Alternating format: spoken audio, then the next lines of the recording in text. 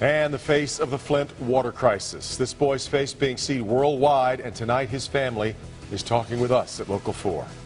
It tops Local 4 News at 11. That's, in fact, just one of many new developments in Flint tonight. Yeah, tonight the U.S. Environmental Protection Agency blasted the handling of Flint's water crisis. The agency announced an emergency order that it plans to take over lead sampling in Flint. It says repeated delays and a lack of transparency continue to pose an imminent and substantial danger to Flint residents. Now, in addition, the president announced millions of dollars are headed to Flint to help.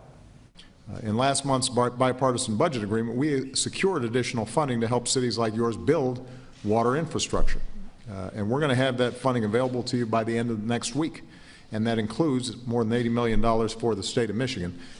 Our children should not have to be worried about the water that they're drinking in American cities. And that's not something that we should accept.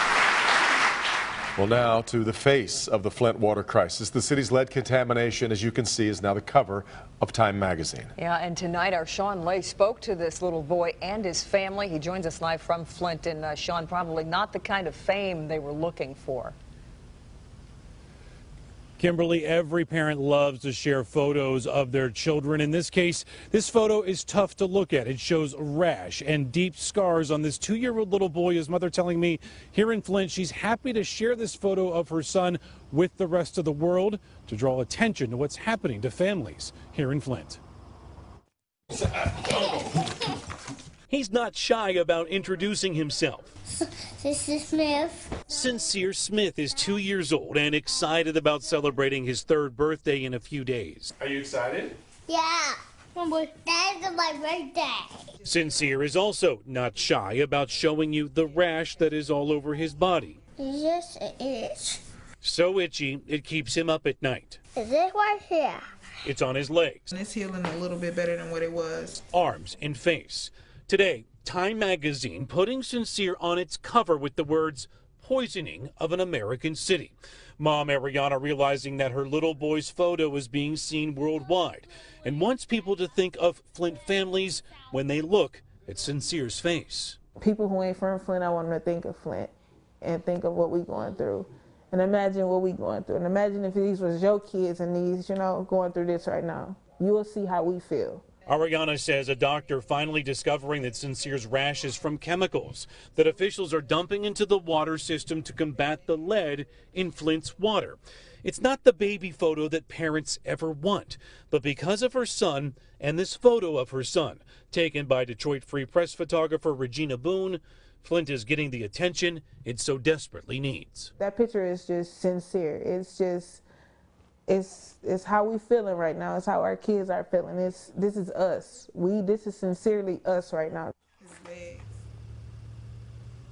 Back here live in Flint, Ariana telling me she's keeping an eye on her mailbox, expecting a copy of that Time magazine to be sent to her. She says she's very proud of the photo. She's also keeping an eye on the mail because any day now she's expecting blood test results from Sincere, from the doctor's office here in the clinic, to see if he indeed does have lead in his system.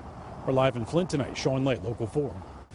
All right, Sean, thanks. Well, this case will head before the U.S. Congress in a couple of weeks. A U.S. House committee expected to hold a hearing on February 3rd about the high lead levels in Flint's water, and 6 major players in this water crisis expected to be invited. They include, of course, Governor Snyder, who just yesterday released 274 pages of emails on the Flint water discussions. His spokesman, though, says there's been no formal invitation from Congress yet. Dan Wyant, we would expect, would be invited, the MDEQ director at the time, who has, of course, since resigned. Yeah, and also EPA Regional Director Susan Hedman is expected to testify. And just a few hours ago, she announced that she's stepping down come February 1st. And Flint's Mayor Karen Weaver will likely be invited. She's been in D.C. for the past couple of days talking with the president about getting help. And also expected on the guest list is Virginia Tech Professor Mark Edwards. He's a specialist who brought an independent team to Flint to study the lead levels. Finally, here toward the center, Dr. Mona Hanna-Attisha from Hurley Children's Hospital. Her findings of elevated lead levels in children's blood